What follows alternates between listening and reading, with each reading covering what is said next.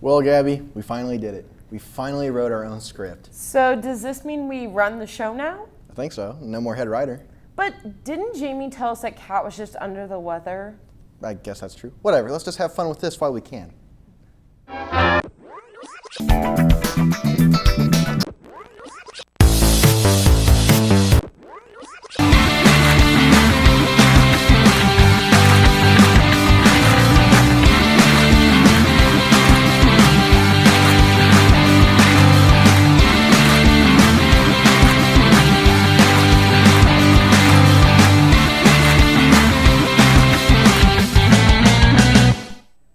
Welcome back, everyone. I'm Gabby Kramer. Welcome to The Real Deal, Ball State's premier entertainment news show. I'm Owen DeWeese, former host, current writer, and host. Dude, you gotta cool with that. I mean, Kat's gonna write the next episode. They're even here, too. Look, back there, behind the camera. Hi, Kat. You're great. Okay, ignoring that, let's get into our first segment. I'm back with another news segment, and this week I'm going to be talking about Netflix's new show, Squid Game. Since its release on Friday, September 17th, the 9-episode Korean thriller Squid Game has made its way to the #1 spot on the streaming platform in the United States. According to Variety, Squid Game is the first Korean drama to snag the top spot on Netflix. Squid Game entered the top 10 just after 2 days its release and hitting #1 4 days after its debut. You're probably wondering what Squid Game even is. It is basically a mashup of Hunger Games. The description on Netflix reads, hundreds of cash-strapped players accept a strange invitation to compete in children's games. A few things you should know about Squid Game before watching is that it is gory and made not for weak stomachs. The show was announced 2 years ago under a different name. It was initially titled Round 6. And finally, the show was inspired by the director wondering how he would feel in participating in similar games. If you're looking for a new show to watch, I'd highly suggest Squid Game. That's all for this week's segment. I'll catch you next time. Stop trying to change the subject, and thanks for that lovely segment. Okay, well, we're not going to take over the writer's position at least, but I was just so excited to hold our own writer's room that no one even showed up to. You never gave us a time or a place, dude. You can't blame us for that. Plus, we have our own lives and homework to take care of. Well, I don't. I only have 15 credit hours this semester. I don't have anything to do at night. That's sad. You should join a club or something. I'm in one. Wait a minute. You're just trying to get a rise out of me. Nice try, but I'm not letting you get to me this time. No way. Your shoe's untied. Really? You got me. I know. You know what else I got? A segment. Hello, I'm Nathan Hill, and welcome to Something for Nothing, the segment in which I teach you about places where you can find movies, games, and entertainment for free. Our first segment is one of the multitudes of streaming services vying for our attention, Pluto TV. Provided by Viacom, the parent company of networks like CBS, Nickelodeon, and MTV, as an alternative to their paid service Paramount Plus, Pluto TV hosts a variety of programs and films. Movies such as Mean Girls, Mr. and Mrs. Smith, and Runaway Bride are represented on the service, as are nearly all the films of one James Bond up to 2002's Die Another Day. Mystery Science Theater 3000 fans will also be more than pleased, as both its original run and episodes of its spiritual successor Riff Tracks are available to stream. However, the on-demand service is only one half of the service's equation. The content provided expands enormously when one goes to the live TV section of the service. Simulating the menus and interface of a cable or satellite package, different shows play at different times for each channel, much like they would on regular television. Channels include specially made versions of, among others, AMC, Comedy Central, and Nickelodeon. Other channels are dedicated to airing reruns of specific shows. Star Trek The Next Generation gets its own channel, as does Jersey Shore and the true crime favorite Forensic Files. Although Western animation fans have slim pickings beyond whatever Nickelodeon is showing, anime fans will be more than content with the content with their selection. In addition to a standard anime channel that shows a variety of programming, there are separate channels for One Piece, Naruto, Yu-Gi-Oh!, and my personal favorite, Lupin III.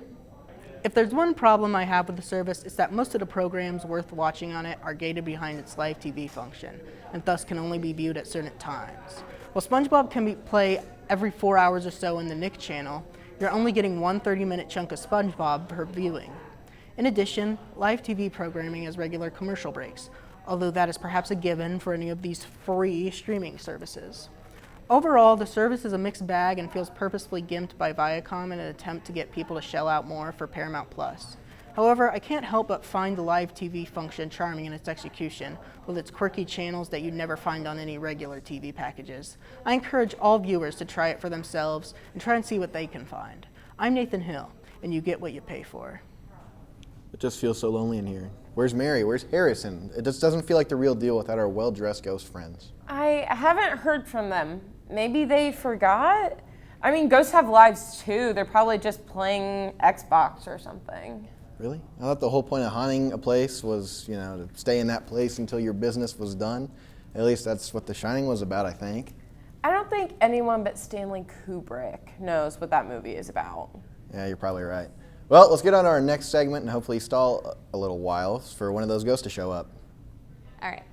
Hey friends, today I thought we should take a moment to discuss Degrassi, Next Generation, and the masterpiece it is. Degrassi Next Generation premiered in 2001 as a spin-off of Degrassi High. The main characters from the original even premiere in the spin-off as the parents of the new generation. This show is filled with lots of school antics and drama, but also hits hard on some much deeper topics. The show starts off heavy with Emma, played by Miriam McDonald, and Manny, Cassie Steele, raving about a boy from another school who is interested in Emma. Like all teen dramas, the foreshadowing tells you everything you need to know about what's coming. Emma goes to said meet boy, and the boy turns out to be a grown man. And Emma's parents rush in to save the day, while berating her for being so reckless. While we don't need to get into details, the show does a phenomenal job of depicting the dangers of talking to strangers online.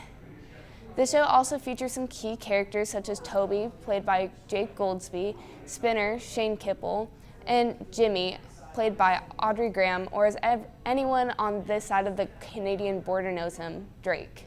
All these characters play a major part in saving Emma by doing some heroic things, including hacking into the email and finding her to tell her mom, even though it would get Emma in trouble. Friendship and loyalty end up being two major recurring themes in the whole series. You can find the full-length episodes of Degrassi Next Generation on YouTube by searching the Degrassi YouTube channel. That's all I have from me. Now back to Gabby and Owen. That segment was so good that I actually think I'm going to cry. That really did touch my heart. You're such a baby. Still no ghosts. Hey kids, did you say no ghosts? Oh my God, it's Mary! Mary in the flesh. Never mind. Where were you? You had Owen in a panic. You don't have to tell people that, Oh my gosh, I think he cares about us. Oh, that's so sweet. Well, I got stuck in ghost traffic. Ghost traffic? Well, I mean, I passed Harrison on my way here though. But those stupid poltergeists, they can't drive, and they're throwing stuff out of windows like ghost nails. Sorry about your tires. Your ghost tires? Yeah. Anyway, I'm glad to have you back. Does Harrison know that you're here without him? About that. Well, he doesn't know that I'm even haunting the UML. Why not? Especially when you've been busy doing couples counseling here. Yeah, you're really good at solving co-host trauma. Do you have co-host trauma? You do! Man, oh man, these last episodes added a lot of lore Like Courtney eating it on her board? I don't know if that really counts as real deal lore, but I'll take it. Anyway, let's wrap this bad boy up with some final words. Okay, Owen, quick question. Shoot. Are you a fan of baseball? I am. Awesome. Who is your favorite team? The Houston Astros, of course. Wow, what a wild coincidence. I was going to talk about the Astros, except these are the ones made by Amazon.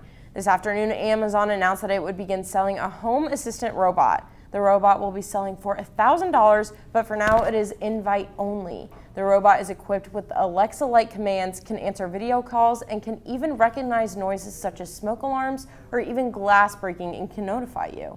I love that Amazon made the face of the robot kind of cute too. The face is also animated, and according to the Vice President of Devices and Services over at Amazon, they have given the robot a unique persona. The VP also stated that he believes in 5 to 10 years, every home will have a robot. I always thought the idea of robots being normal would make me want to throw up, but after seeing this cute little guy, I'm not that alarmed. Or maybe I am still cloudy with love for Wall-E, but whatever the case, I am not upset by this claim of robots becoming the normal trend. I actually think that's an accurate statement, which is scary to think about, but oh well, we'll cross that bridge when we get there. Owen, feel free to take it over. Hey again, the weather is really starting to cool down here in Muncie, for the most part anyway, and you know what makes everyone feel a little warmer inside? Movies. Today I'm talking about the 1998 movie adaptation of Hunter S. Thompson's book, Fear and Loathing in Las Vegas. This movie follows Thompson using the moniker Raul Duke and his Mexican friend and attorney Oscar Zeta Acosta, known as Dr. Gonzo in the movie, and their trip to Las Vegas to write a magazine article on the Mint 400 motorcycle race. After Duke is assigned by his boss to report on the story, he buys a full suitcase of drugs, 2 bags of grass, 75 pellets of mescaline, 5 sheets of high-powered blotter acid, a salt shaker half full of cocaine, and a whole galaxy of multicolored uppers, downers, screamers, laughers, and also a quart of tequila, a quart of rum, a case of Budweiser, a pint of raw ether, and 24 mLs, to be more precise. And he rents a red Chevrolet Impala convertible. His friend hops into the car, and they head off to Sin City. If you like Johnny Depp, any kind of journalism or representations of the psychedelic era of the United States, you will probably love the movie. With a budget of $18.5 million, they had an awesome budget to include stuff like Janis Joplin, Jefferson Airplane, and the Dead Kennedys, just to name a few, and their soundtrack. The movie only made about $13 million in the box office and polarized critics. Some loved it and some hated it. It has become a cult classic though, and in 2016 it was rescreened at some movie festivals, causing some critics to actually reevaluate it. The author of the book, Hunter S. Thompson, enjoyed the movie, and that started a beautiful, albeit chaotic, relationship between him and Johnny Depp until his death in 2003. There's a ton of trivia I probably can't even get into here due to time constraints or for legal reasons, but it's that fantastic movie that I tell everyone to watch. Back to you, Gabster. Thank you, everyone, for watching. If you want to see more from us, be sure to check out our Facebook, Twitter, and website for all things entertainment. I'm Gabby Kramer. And I'm Owen DeWeese. We'll see you next time on The Real Deal.